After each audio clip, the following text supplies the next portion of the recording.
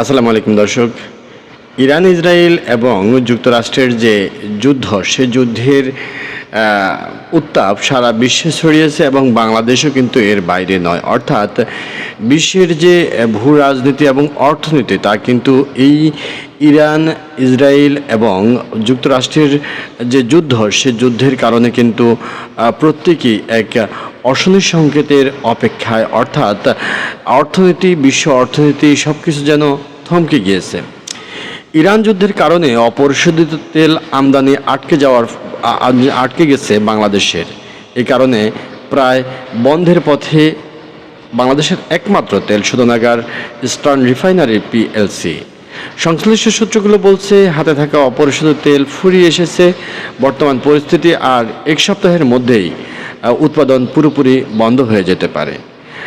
এবং অনেকাংশে গত রাতের খবর থেকে যতটুকু জানা যাচ্ছে যে প্রায় এক সপ্তাহ নয়, হয়তো আজকালের মধ্যেই এই পরিশোধনাগারটি বন্ধ হয়ে যেতে পারে। চট্টগ্রামের পতেঙ্গায় অবস্থিত শোধনাগারটি এতদিন মূলত সৌদি আরবের অ্যারাবিয়ান লাইট ক্রুডের সংযুক্ত আরব আমিরাতের মারবান ক্রুড পরিশোধন করে দেশের ডিজেল, পেট্রোল, অকটেন সহ বিভিন্ন জ্বালানি সরবরাহ করে আসছিল।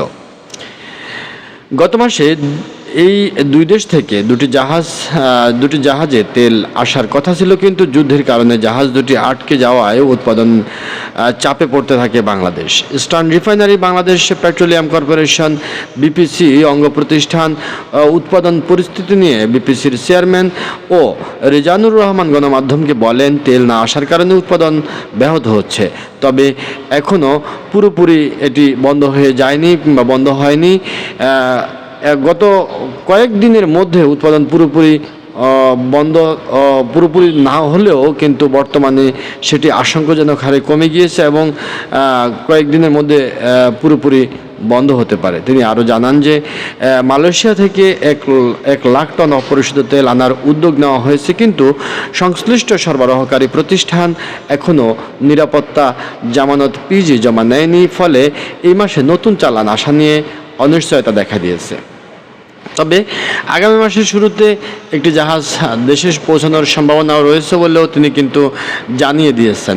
এখন এই আশঙ্কাজনক পরিস্থিতিতে যদি বাংলাদেশের সত্যিকার অর্থে এই শোধনাগারটি, অর্থাৎ ইস্টার্ন রিফাইনারি যে তেল শোধনাগার, একমাত্র রাষ্ট্রায়ত্ত সরকারি যে তেল শোধনাগারটি আছে, সেটি যদি সত্যিকার অর্থে বন্ধ হয়ে যায়, তাহলে কিন্তু দেশের যে অর্থনীতি এবং দেশের স্বাভাবিক কার্যক্রম সহ সকল কার্যক্রম কিন্তু একেবারে হঠাৎ করেই কিন্তু নানাভাবে বিপর্যস্ত হয়ে পড়বে। কারণ পণ্য দ্রব্যের দাম কিন্তু লাগামহীনভাবে বেড়ে যাবে এবং দেশের মধ্যে অস্থিতিশীলতার সৃষ্টি হতে পারে এবং সরকার হয়তো এই অবস্থাতে হিমশিম খেতে পারেন। ইতিমধ্যেই কিন্তু দেশের বিভিন্ন যে তেল সরবরাহকারী পাম্পগুলো আছে যানবাহনে, মোটরসাইকেলে, সেগুলো কিন্তু প্রায় সীমিত হয়ে গেছে। আর এই সীমিত হয়ে যাওয়ার কারণে কিন্তু সরকার নানা রকম প্রশ্নের মুখোমুখি হচ্ছেন এবং বলা যাচ্ছে যে এই অবস্থা যদি চলতে থাকে তাহলে দেশের অর্থনীতি সহ দেশের প্রত্যেকটি সেক্টরে এর প্রভাব পড়বে এবং যুদ্ধ যদি আগামী এক সপ্তাহ যে যুদ্ধবিরতির কথা বলা হয়েছে, সেটি যদি মানে স্থায়ী যুদ্ধবিরতিতেও রূপ নেয়, অর্থাৎ যুদ্ধ যদি আর না হয়, তাহলেও দেশের অর্থনীতি স্বাভাবিক গতিধারা চলমান রাখতে কিন্তু সরকারকে ব্যাক পোহাতে হবে।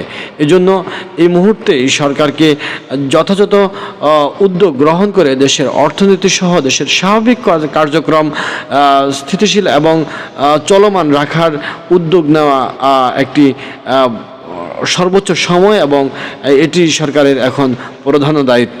আমরা আশা করব সরকার যথাযোগ্য পদক্ষেপ গ্রহণের মাধ্যমে দেশের অর্থনীতি সহ সকল যে চালিকা শক্তিগুলো আছে, যা দেশকে স্বাভাবিক গতিধারায় চলমান করতে কিংবা চালিত করতে সহায়তা করবে, সেই অবস্থায় দেশকে চলমান রাখার জন্য যতগুলো দায়িত্ব নেওয়া দরকার তা দেশের সরকার নেবে এবং দেশকে স্থিতিশীল রাখবে, জনগণকে সেই সহায়তা দেবে বলে আমরা জনগণের মাঝখান থেকে আশা পোষণ করছি।